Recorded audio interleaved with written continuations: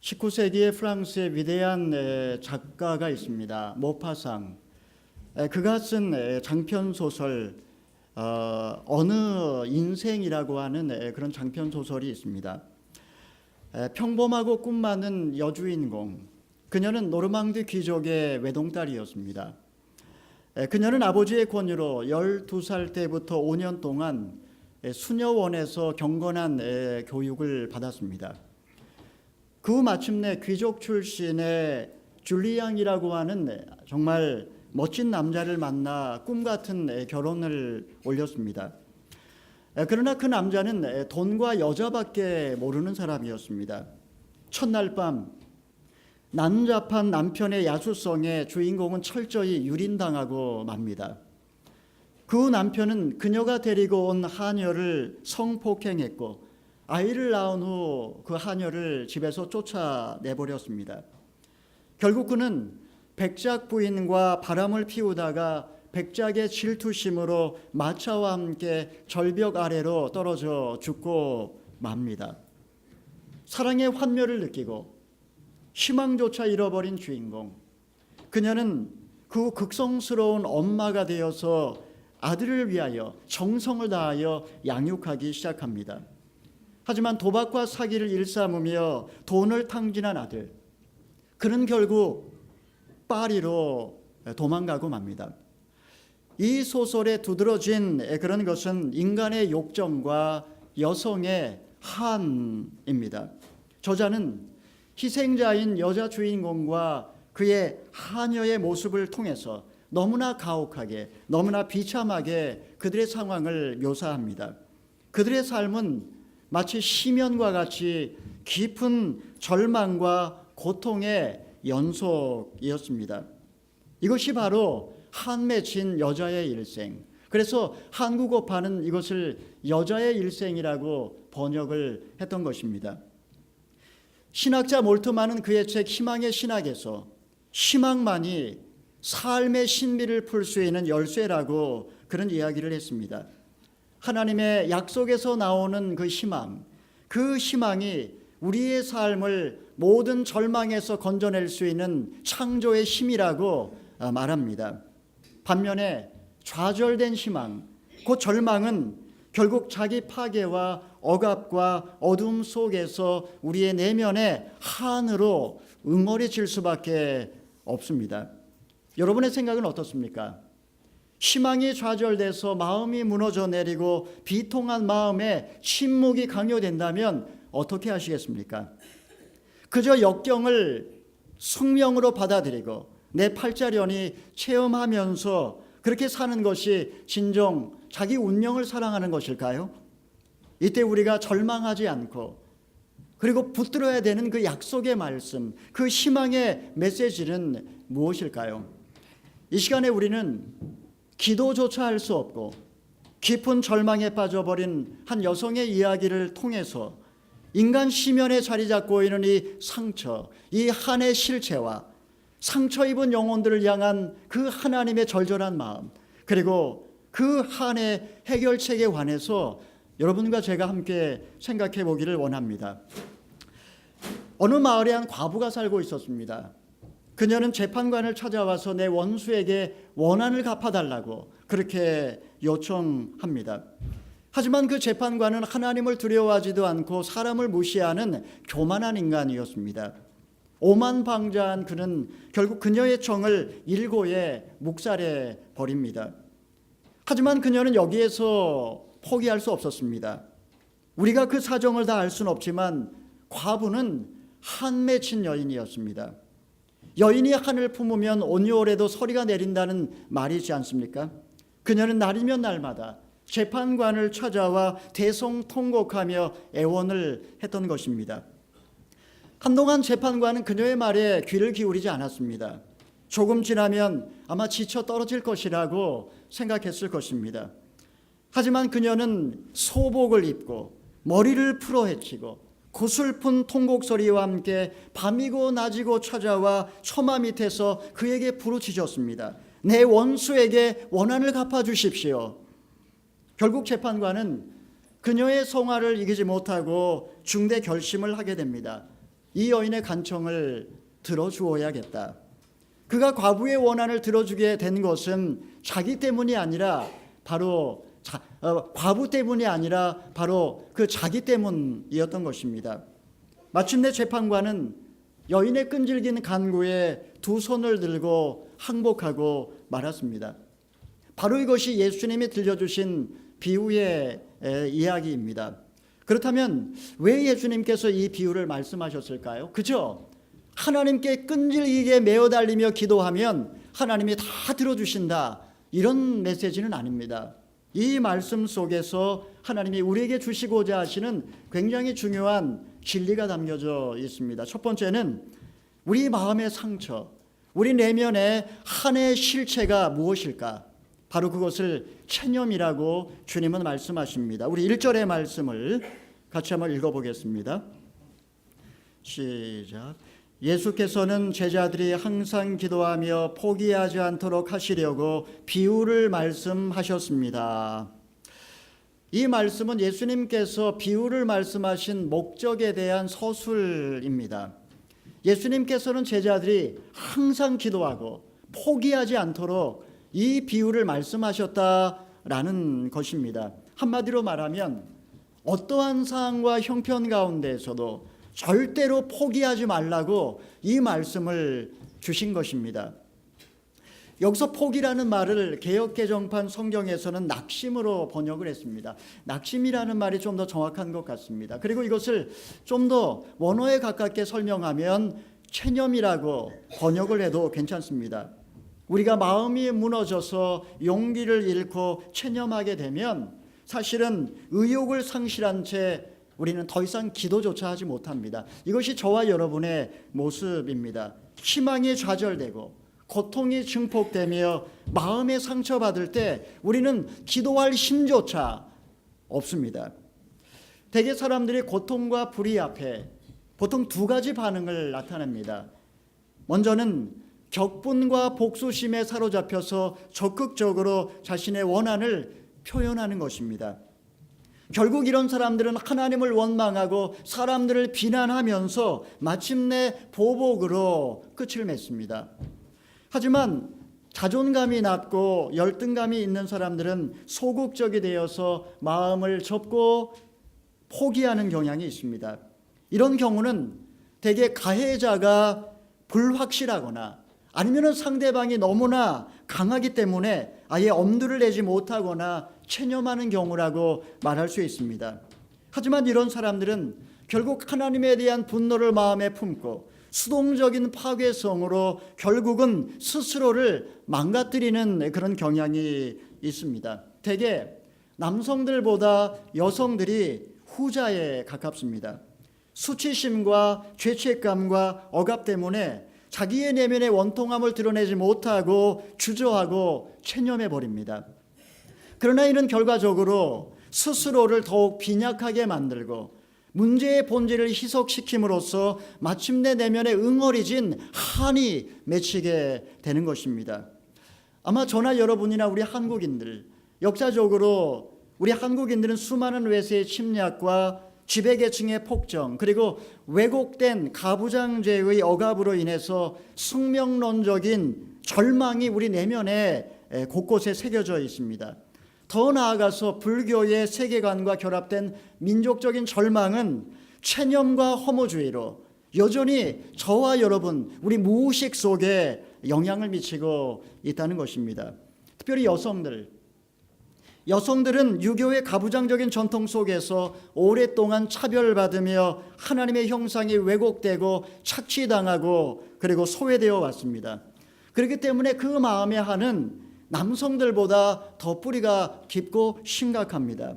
유교의 원리에 따르면 이혼에 타당한 7가지 사유, 우리가 잘 아는 것처럼 그것을 칠거지약이라고 이야기를 합니다. 우리가 그 말은 많이 들어봤지만 그 내용에 대해서 아마 모르시는 분들도 계실지 모르겠습니다. 먼저 여자가 시부모님에게 불순종할 때, 다음에 아들을 낳지 못할 때, 아마 여기에 많이 해당될 거라고 생각합니다. 특별히 말이 많을 때 상당히 많은 분들이 아마 이혼 사유에 해당됩니다. 간음했을 때, 자기 남편의 첩을 투기했을 때, 악성 질병에 걸렸을 때, 도둑질했을 때 그들은 이혼을 당했습니다. 하지만 반면에 남성들은 무슨 짓을 해도 무방했습니다. 유교의 가르침에 의하면 삼종지도라는 그런 순종의 미덕에 대해서 가르치고 있습니다. 어릴 적에는 아버지에게 순종하고, 그리고 결혼해서는 지아비를 따르고, 늙어서는 아들을 쫓아야 된다라는 것입니다. 바로 이런 가르침을 통하여 유교는 여성들을 영원한 미성년자로 만들어 버렸습니다. 사실 이와 같은 차별은 우리나라뿐만 아니라 역사적으로 전 세계의 보편적인 현상이기도 합니다.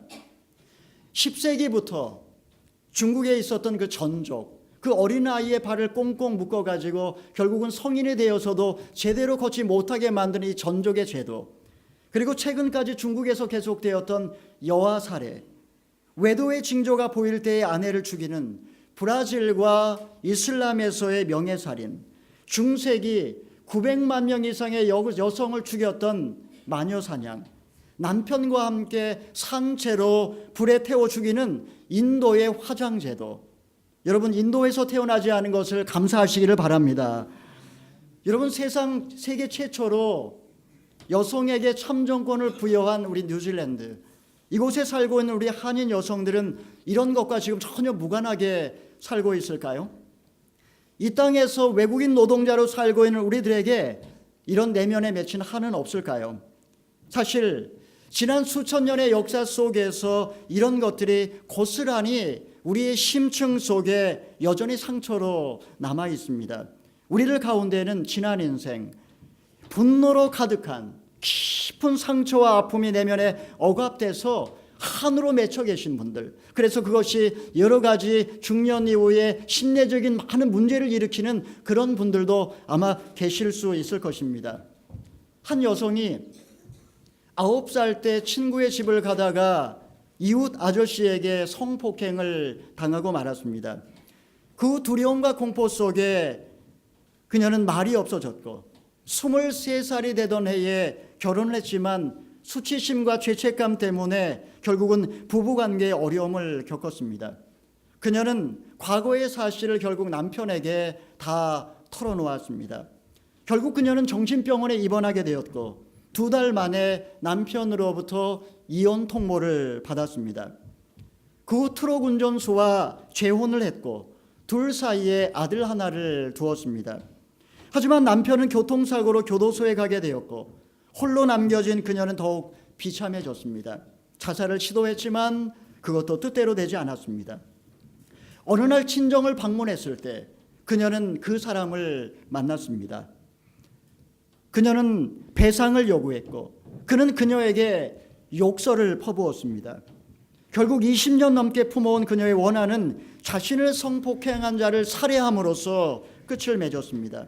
그녀는 재판장에서 나는 짐승을 죽였지 사람을 죽이지 않았다며 결코 후회의 모습을 보이지 않았습니다. 1993년 그녀가 공주교도소에서 1년 7개월의 치료 감호를 마치고 출소하였습니다. 만약 여러분이었다면 그녀를 어떻게 도와줄 수 있겠습니까? 아니, 우리가 만약에 내가 당사자였다면 나는 어떻게 했겠습니까? 그녀는 너무나 어린 나이에 정말 깊은 상처를 받았기 때문에 마음이 무너지고 용기를 잃고 체념한 채 오랫동안 자기 자신을 파괴하며 살아왔던 것입니다. 체념, 바로 이것이 우리 내면에 맺힌 한의 원인이라고 할 수 있는 것입니다. 둘째로 예수님께서는 이 비유를 통해 무슨 말씀을 하시는 것일까요? 바로 예수님의 그 상처 입은 마음에 관해서 우리에게 말씀하고 있습니다. 우리 7절의 말씀 읽어보겠습니다. 시작. 하나님께서 밤낮으로 부르짖는 그 택하신 백성들의 원한을 갚지 않으시고 오랫동안 모른 채하며 내버려 두시겠느냐. 개역개정판 성경에서는 하물며라는 말을 넣었습니다. 이것이 원래 의미에 더 가깝습니다. 원래 원어를 보게 되면 호매로 되어 있습니다. 호, 절대로 매, 아니다. 그렇기 때문에 이 말은 교만하기 짝이 없는 재판관도 괴로워서 그 청을 들어주었는데 하나님께서 절대로 절대로 너희를 그냥 모른 채하며 방관하지 않을 것이다 라는 것을 강조하고 있는 말씀이라고 할 수 있습니다. 사랑하는 성도 여러분, 하나님의 마음도 상처받을 수 있을까요? 오랫동안 교회는 이 주제에 관해서 논쟁을 했습니다. 플라톤적인 이해로 볼 때에 고통받는다는 것은 불완전함을 의미합니다. 완전하신 하나님만이 인간에게 자비와 구원을 베푸실 수 있기 때문에 하나님은 결코 고통받지 않는다라는 것이 그들의 논리입니다. 하지만 많은 신학자들이 하나님의 마음에 맺혀 있는 상처, 하나님의 한에 관해서 이야기를 했습니다. 이것을 바로 하나님의 상처, 디바인 운드라고 이야기를 합니다. 십자가는 바로 하나님의 사랑의 그 상처의 흔적이라고 말할 수 있습니다. 다시 말하면 하나님은 저 하늘 보좌에서 앉아 이 땅의 고통받는 영혼들을 그냥 바라보시는 분이 아니라 하나님은 지금도 연약함과 고통 속에서 끊임없이 하나님을 우리에게 보여주고 계시다라는 말씀입니다.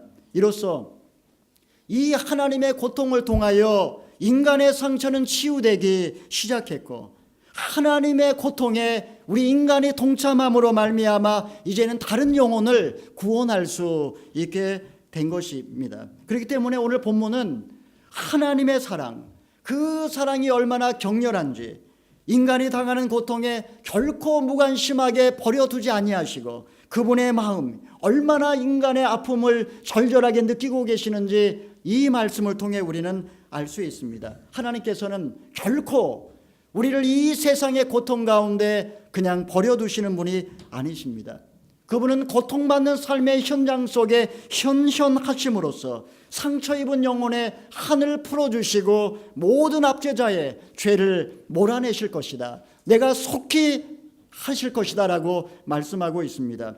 여러분, 그렇다면 구체적으로 하나님은 이 일을 어떻게 행하실까요? 세 번째가 바로 한의 해결책에 관한 말씀입니다. 우리 8절의 말씀 같이 한번 읽어보겠습니다. 시작. 내가 너희에게 말한다. 하나님은 속히 그들의 원한을 풀어주실 것이다. 그러나 인자가 올 때 이 세상에서 믿음을 볼 수 있겠느냐. 예수님께서는 반드시 내가 원한을 풀어주겠다라고 약속하셨습니다. 우리말 성경에서는 속히, 그리고 공동 번역에서는 지체 없이 응답하겠다 이렇게 번역을 했습니다. 이 약속의 말씀, 주님이 속히 이 원한을 풀어주겠다는 약속의 말씀은 우리에게 희망을 줍니다. 그리고 이 희망은 고통으로 가득한 세상의 그 신비를 풀어주는 열쇠가 되는 것입니다. 바로 희망, 그리고 희망에 대한 믿음. 그런데 주님께서는 이 말씀 끝을 지금 흐리고 계십니다. 인자가 올 때에 이 세상에서 과연 믿음을 찾아볼 수 있을까? 라고 주님은 지금 질문을 던지는 것입니다. 도대체 여러분, 이것이 무슨 의미일까요? 믿음과 한의 해결은 도대체 어떤 연관관계가 있는 것일까요? 이것은 서로 굉장히 깊은 밀접한 연관이 있습니다. 여러분, 우리에게 믿음이 있다면 하나님이 속히 모든 원한을 풀어주실 것이다. 하나님은 지금 인간의 고통을 외면하지 아니하시고 그 고통 가운데 동참하고 있다라는 그 믿음이 있을 때 우리는 상처 입은 하나님의 마음으로 그 상처를, 나의 상처를 직면할 수 있는 용기를 갖게 됩니다. 믿음이 있을 때 우리는 나에게 고통을 주었던 바로 그 상처를 우리는 직면하여 볼 수 있는 것입니다. 이는 마치 하늘 영광 보좌를 버리고 자기를 비우시고 더럽고 냄새나는 육체를 입으신 예수 그리스도처럼 상처 입고 찢기고 냄새나고 병든 나 자신을 있는 그대로 받아들이는 것을 말합니다. 여러분, 예수님은 배고픈 영혼들에게 먹을 것을 주셨고 외아들을 잃은 과부를 보자 그녀의 죽은 아이를 살려주셨습니다. 예수님은 38년 된 병자를 고쳐주셨고 창녀였던 막달라 마리아, 세리였던 마태, 남편을 5번이나 바꾼 사마리아 여인의 친구가 되어주셨습니다. 바로 이 믿음, 이 주님의 인격에 대한 믿음이 있을 때, 그리고 주님이 속히 원한을 풀어주실 것이라는 이 믿음이 있을 때 나는 내가 억압했던 모든 상처를 받아들이고 그리고 그 상처 안에 여전히 울고 있는 또 다른 나를 품에 안을 수 있습니다. 바로 그 순간에 내면의 모든 한은 해체되기 시작하고 그리고 새로운 삶의 희망의 싹이 시작되는 것입니다. 무엇보다도 우리에게 믿음이 있을 때 하나님에 대한 믿음, 우리의 고통의 삶의 현장에 함께 아파하시는 주님, 그리고 속히 원한을 풀어주시겠다는 그 주님에 대한 믿음이 있을 때 우리는 약속을 믿고 주님 앞에 나와 부르짖어 구할 수 있게 됩니다. 대개 마음에 상처가 있는 분들, 마음에 깊은 한이 있는 분들은 하나님을 향하여 마음의 문을 닫아버리는 경향이 있습니다. 그들은 왜 내 삶 속에 이런 고통이 찾아왔는지 해석이 되지 않고 이해가 되지 않고 그리고 깨달을 수 없기 때문에 그 분노의 감정을 억압하면서 하나님과 대화의 단절을 선언합니다. 더 이상 하나님께 나아가지 않습니다. 하나님, 더 이상 내 삶에 관여하지 마세요. 이렇게 말하는 것입니다. 하지만 여러분, 원한을 풀어주실 수 있는 주체는 오직 하나님밖에 없습니다. 하나님께서 원한을 풀어주지 아니하시겠느냐. 그렇기 때문에 만약에 내가 지금 하나님과 대화 단절을 선언하고 지금 혼자 그저 마음의 분노를 삭히며 살고 있다면 그것은 더욱더 나를 고립시키고 더욱더 나를 소외시킬 뿐입니다. 차라리 하나님께서는 너의 그 격분과 복수심과 원한과 원망을 하나님 앞에 들고 나와서 믿음으로 쏟아내라고 부르짖으라고 말씀합니다. 하나님, 어떻게 내 인생을 이렇게 망가뜨릴 수 있습니까? 하나님이 어떻게 살아계시다면 나에게 이룰 수 있습니까? 라고 그것을 차라리 쏟아내라고 말씀하신 것입니다. 여러분, 이렇게 하나님 앞에 나와 부르짖어 간구할 때 그때부터 내 숨통을 저었던 모든 원한의 응어리들은 풀어지고 그리고 무너진 내 삶은 회복되며 잃어버렸던 나의 목소리는 다시 돌아오기 시작합니다. 더 나아가서 이제는 내가 하나님으로부터 회복되게 되면 이제는 더 나아가 수치심과 울분과 절망 속에 지금 탄식하며 주저앉아 있던 또 다른 영혼을 내가 찾아가서 그들의 잃어버린 목소리를 찾아주고 그들의 이야기를 들어주면서 나는 상처 입은 치유자로 온디드 힐러로 다시 새로운 사명인의 인생을 살 수 있는 것입니다. 세 번째로 믿음은 적극적으로 이제 새로운 창조 역사에 우리가 참여할 수 있도록 우리에게 새로운 사명을 부여해 준다라는 것입니다. 본문에 나오는 여인, 그 여인은 결코 운명의 노예로 살지 않고 적극적으로 자신의 원통함을 호소하며 원한을 갚아달라고 부르짖었습니다. 이로써 당당하게 문제 앞에 직면하고 불의한 세력에 항거함으로써 원수의 원한을 갚아달라고 불의한 세력에 직면함으로써 그는 절망적인 세상에 일어났습니다.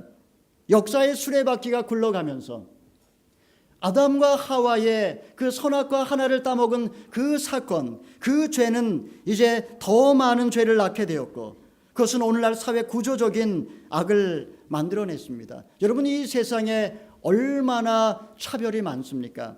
계층과 성과 종교와 인종과 장애와 나이와 외모와 지역과 이 모든 것을 가지고 사람이 사람을 우열화하고 차별화하는 이 세상 속 무엇보다도 신자유주의 경제체제와 가부장적 제도 아래에서 지금 여전히 한을 품으며 차별받으며 상처받으며 억압하고 울분을 삭히며 사는 그런 영혼들이 얼마나 많은지 모릅니다.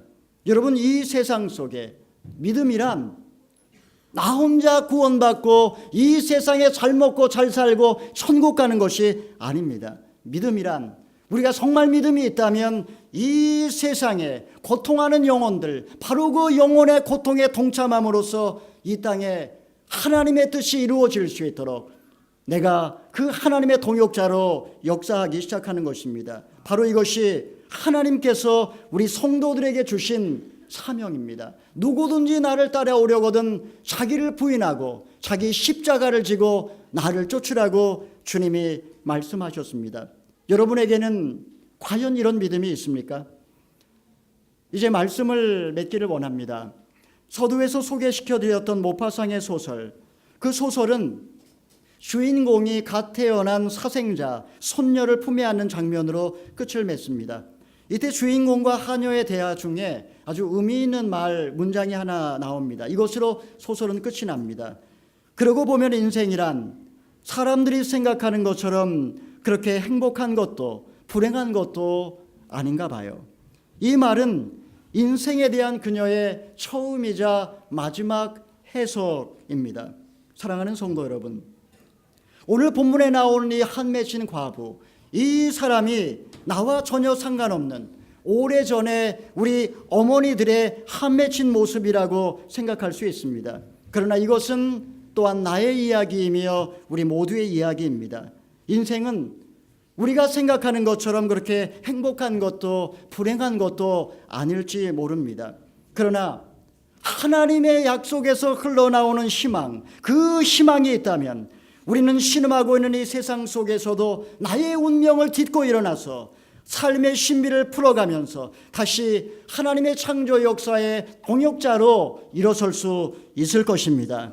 이 시간에 하나님께서 우리 모두에게 이런 믿음을 주셔서 우리가 상처 입은 그 하나님의 마음으로 내 영혼 깊은 곳에 있는 그 상처를 직면할 수 있기를 바랍니다. 그리하여 속히 원한을 풀어주실 주님, 그 주님의 약속을 믿고 원한과 상처와 슬픔과 고통을 주님 앞에 다 토해내며 부르짖을 수 있기를 바랍니다. 그리하여 마침내 상처 입은 치유자로 이제 세상 속으로 들어가 저들의 고통과 상처와 아픔과 부르짖음에 귀를 기울이며 진정 회복된 인생을 사시는 저와 여러분이 되실 수 있기를 축원합니다. 아멘. 기도하겠습니다. 살아계신 하나님 아버지, 우리에게 믿음을 허락해 주시기를 원합니다. 상처 입은 하나님의 마음으로 이제는 나의 내면의 상처를 볼 수 있도록 허락해 주시고, 하나님 아버지, 무엇보다도 하나님 아버지여 적극적으로 이제는 하나님의 역사 창조에 동참하며 상처 입은 치유자로 영혼들을 도울 수 있도록 축복하여 주시옵소서. 하나님에 대한 분노와 하나님에 대한 미움 때문에 하나님과 담을 쌓고 살지 않고 이제는 하물며 하나님께서 밤낮 부르짖는 택하신 자들의 원한을 들어주지 아니하시겠느냐, 저에게 오래 참으시겠느냐, 그 마음의 한과 마음의 상처와 마음의 슬픔과 마음의 고통을 주님 앞에 들고 나아가 부르짖음으로 진정 하나님의 놀라운 치유를 경험할 수 있도록 도와주시옵소서. 감사하며 예수님의 이름으로 기도하옵나이다. 아멘. 네, 시간에 영상을 보고 그 다음에 우리 봉헌송 드리겠습니다. 영상 가능한가요?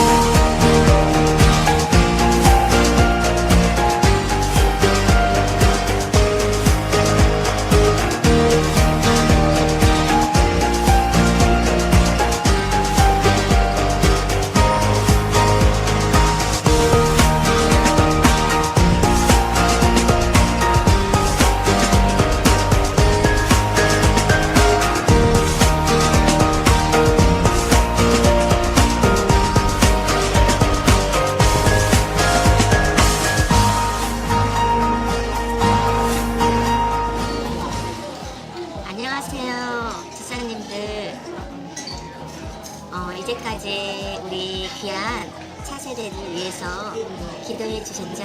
너무나 감사합니다. 그러나 지금은 우리 파워웨이브 친구들이 수련회를 가는데 기도와 후원할 때가 된 것 같습니다.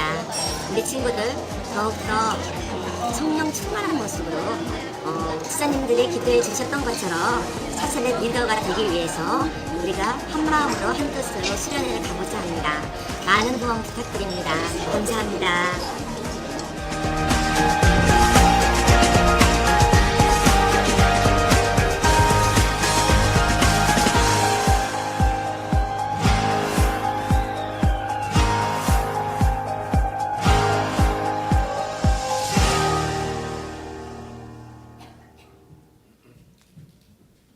네, 모자이크 처리돼서 나오신 분은 여러분이 짐작하시는 바로 그분입니다. 네, 우리 후원을 부탁드리고요. 또 기도해 주시고 또 많이 격려해 주시기 바랍니다. 우리 다 함께 일어나서 봉헌하며 주님께 나아가겠습니다.